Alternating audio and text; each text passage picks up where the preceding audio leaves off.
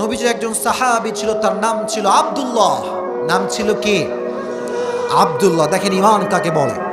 এই আব্দুল্লাহ যখন বেঈমান ছিল, কাফের ছিল, হঠাৎ করে সে তার চাচার কাছে একদিন এসেছে। এসে বলছে, চাচা যান, আপনি তো খবর পেয়েছেন যে মক্কার জমিনে একজন মানুষ এসেছে যিনি একটা দাওয়াত দিচ্ছেন, লা ইলাহা ইল্লাল্লাহ মুহাম্মাদুর রাসূলুল্লাহ। চাচা আপনি কি এটা বিশ্বাস করেন? চাচা ডাক দিয়ে বলছে, আব্দুল উজ্জা, আমি তো বিশ্বাস করি, তবে আমি প্রকাশ্যে ঈমান আনতে পারবো না, আমাকে তুমি মাফ করে দাও। আব্দুল উজ্জা ডাক দিয়ে বলছে, চাচা আমি তো আপনার অপেক্ষায় ছিলাম যে আপনি কখন ঈমান আনবেন।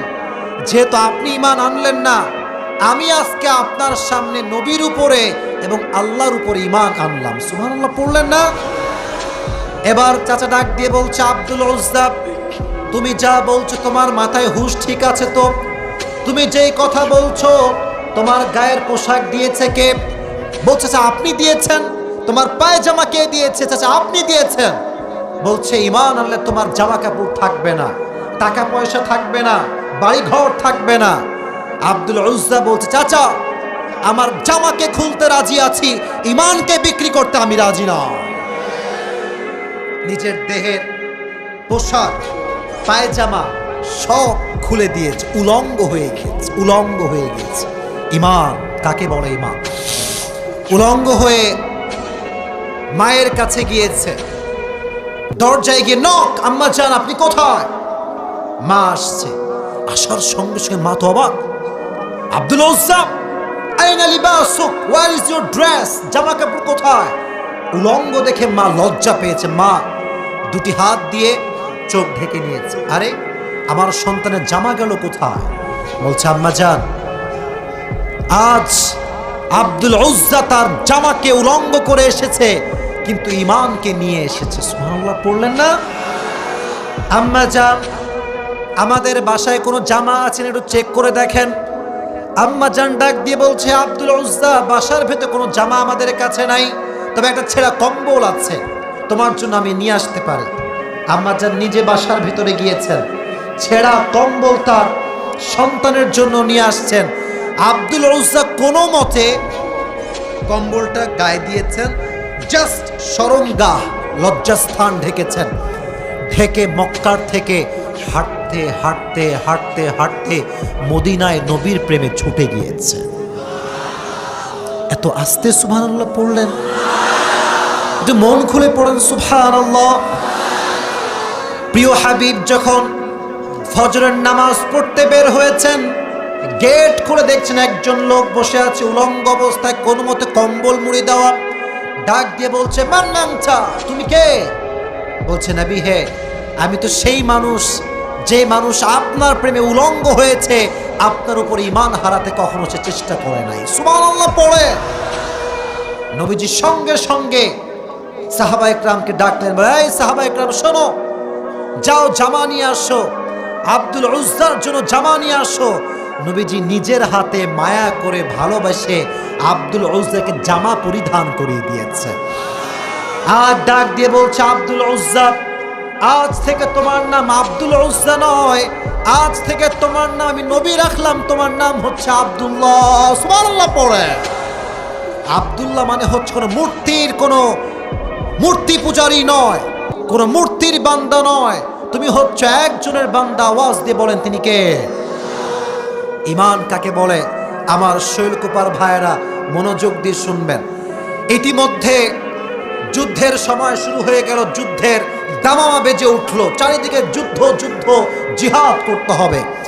আব্দুল্লাহর হঠাৎ করে জ্বর চলে আসছে, পুরো শরীরটা জ্বরে কাবু হয়ে গিয়েছে। নবী হে, আমিও আপনার সঙ্গে জিহাদ করতে চাই, জিহাদ করে আল্লাহর রাস্তায় শহীদ হতে চাই। নবী বলছেন, আব্দুল্লাহ শোনো, তোমার যাওয়ার কোনো প্রয়োজন নেই, তুমি তো অসুস্থ রয়েছ, তবে তোমাকে একটা কথা ইনশিওর করে বলতে চাই, তুমি যদি বেডে থেকেও মরে যাও, রব তোমাকে শহীদি মৃত্যু দান করে দিবে। কোন সুবহানাল্লাহ। নবীজি যুদ্ধে গেলেন জিহাদ করতে।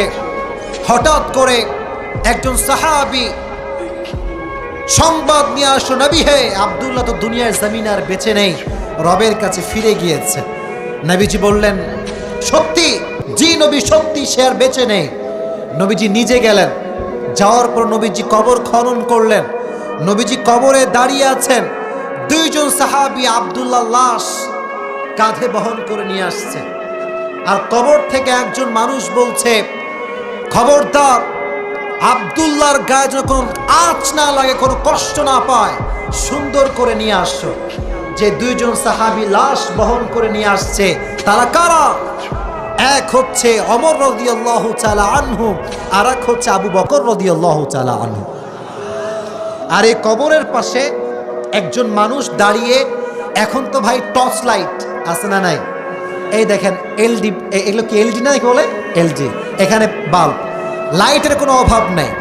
তখন কিন্তু লাইট ছিল না, তখন ছিল মশাল আর হারিকেন।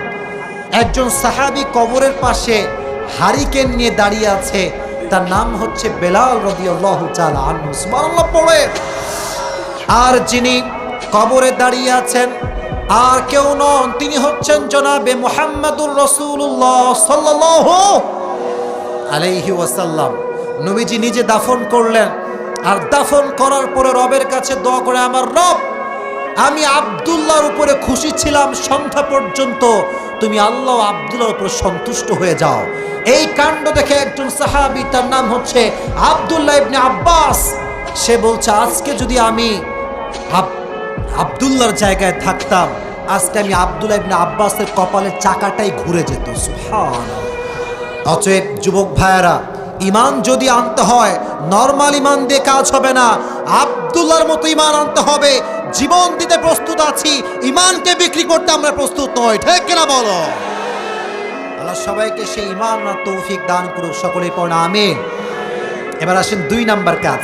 এই কাজটা যুবকদের জন্য বড় ইফেক্টিভ হবে, এটা সবাই বুঝবে। দুনিয়াকে যদি ভুলতে চান, আখিরাত মুখী যদি হতে চান, এটা হচ্ছে আখিরাত, এটা হচ্ছে দুনিয়া। ফর এক্সাম্পল, এই দুনিয়াকে আখিরাতের সঙ্গে মিলাতে হবে, কম্পেয়ার করতে হবে।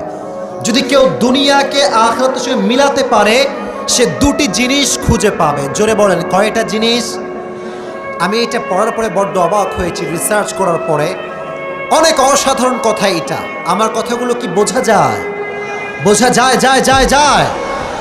1 নাম্বার, যদি কেউ দুনিয়ার সঙ্গে আখিরাতকে মেলায়, তাহলে সে বুঝতে পারবে দুনিয়ার কোনো কোয়ালিটি স্থায়ী নয়, আখিরাতের সব কোয়ালিটি স্থায়ী। ঠিক কিনা বলেন? আমার দিকে তাকান, এটা হচ্ছে আমার জুব্বা, এটা আমার কি? জুব্বা। আচ্ছা, এই যে আজকের কালার যেটা আমি পরে আছি 6 মার্চ, আচ্ছা 6 মার্চ, তাই না? আচ্ছা বলেন তো, এই জুব্বার কালার যদি 2 বছর পরে আমি আবার পরে আসি, এটা কি সেম থাকবে না ফ্যাকাশে হয়ে যাবে? ফ্যাকাশে হয়ে যাবে, স্থায়ী নয়। আর যেই মেয়েগুলো একটু সামান্য রূপের বড়াই করেন, একটু সাদা চেহারা হয়েছে বলে যুবকদেরকে কথায় কথায় রিজেক্ট করে দেন, কথায় কথায় অহংকার দেখান,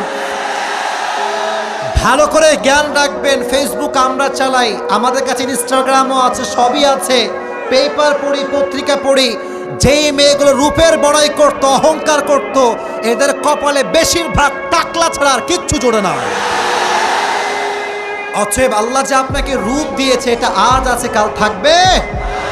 অতএব অহংকার করা কি কোন নারীকে শোভা পায়? আল্লাহ নারীদেরকে অহংকার মুক্ত করে দিক, সকলেই পড়া আমিন। বোন আমার, 20 বছর বয়সে আপনার পেছনে যুবকদের লাইন ধরে, কিন্তু বিশ্বাস করে আমাকে মুরব্বীরা শুনছে, যেই মেয়ের বয়সটা 20 থেকে 50-এ চলে যায়, তার পেছনে কোনো মানুষকে হারিকেন দেওয়ার খুঁজে পাওয়া যায় না। রূপ নিয়ে বড়াই করবেন না, সময় থাকতে ভালো যুবককে বিয়ে করার চেষ্টা করেন। আপনি টাকলা বিয়ে করলে টাকা পাবেন, R15-এ চড়বেন, এসির বাতাস খাবেন, সুখের সন্ধান আপনি কখনো খুঁজে পাবেন না।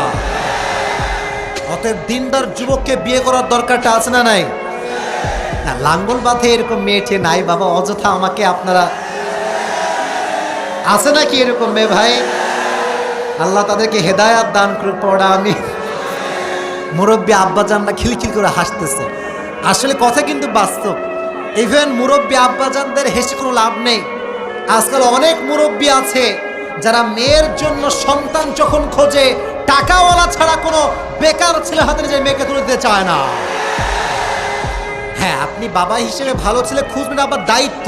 তবে একটা কথা মাথায় রাখবেন, যেই যুবকটা আজকে হারাম রিলেশনশিপে আছে, আপনি বাবা হয়ে দেখতে পাচ্ছেন আমার ছেলে হারাম করছে, যদি আপনি টাইম মতো বিয়ে না দেন, জেনার গুনাহ আপনার আমলনামায় অ্যাড করা হবে।